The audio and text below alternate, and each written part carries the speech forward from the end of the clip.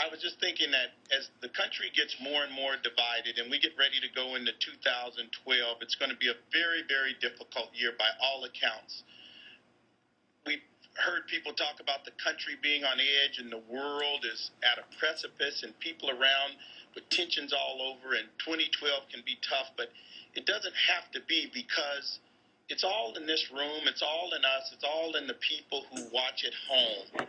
And I think about how we bring them together. And Secretary Herman, if we really look at it, I remember my mom. I dress okay today, but growing up, living in an impoverished situation, my mom was a housekeeper, and as a domestic, she went around, and one of the things that happened is she had this saying that she used to always say, Mr. Gordy, when she was mad at me, she's about to hurt one of us, she'd say, Lord, today.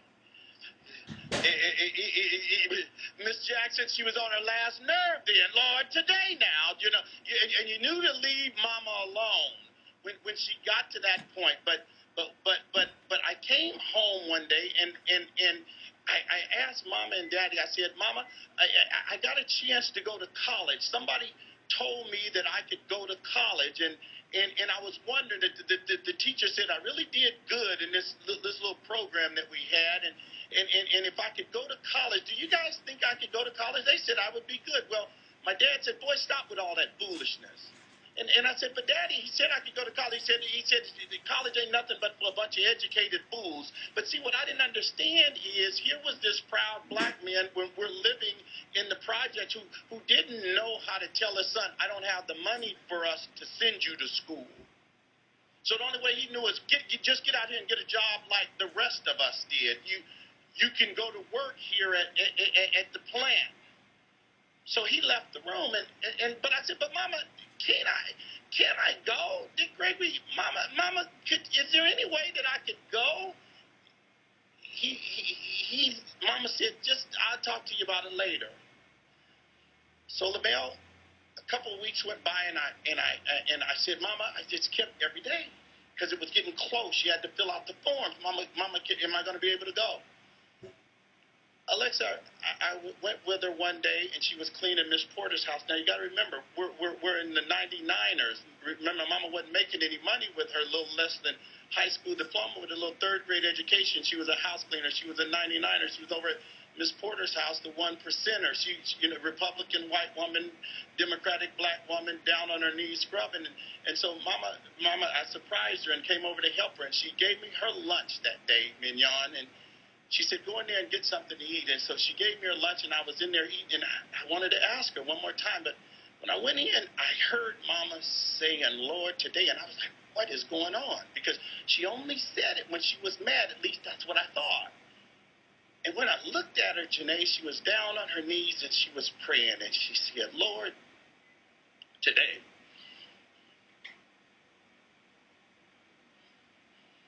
She said, Lord, today, I thank you. I thank you for this piece of job I got. I thank you that you let my kids get up safe this morning, Lord. Lord, today I thank you for all you've done. And I know I shouldn't be asking you for nothing because you've done so much for me already. She said, but I'm not asking for me. I don't need no new clothes. I'll wear these run-over shoes I got. Lord, today, if you just found some kind of way that my son could go to school, I don't know what it takes. You said if I raised him right, you said if I brought him up the way you should go, he wouldn't depart from you. He ain't in the street. Lord, today, if you, I shouldn't ask you, but Lord, today, if you could help him to go. Administrator Jackson, I'm sorry, but see, when I was in that room and I got ready to interrupt her, Alexis, see, you know me. I didn't bother Mama because she was on her knees and when she was praying, but I looked and I saw Miss Porter in the back, and Miss Porter saw what I saw, and she backed out of the room, and I backed out too because I didn't want to startle her getting up off her knees, and so I didn't say anything to her.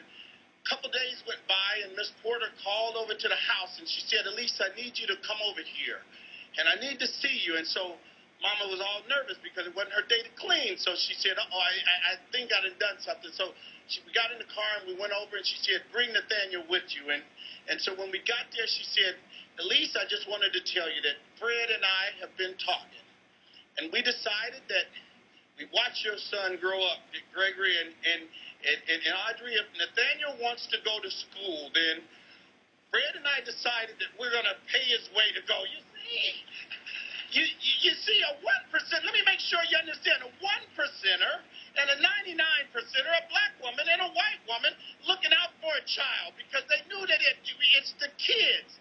It's if we could put labels aside, if we could, Democrat, Republican, black, and white, if we could put labels aside, we don't have to have a tough, we don't have to be on edge, we don't have to pull apart from one another. We can work some of this stuff out. Because if they could, we could. And I know it. So in 2012, on Dr. King Day, let us all think throughout this in America. We're a better country than this. We're a better world than this. God has given us too much. Lord, today we can be a better nation. We can be a better world if we just do what those people know to do.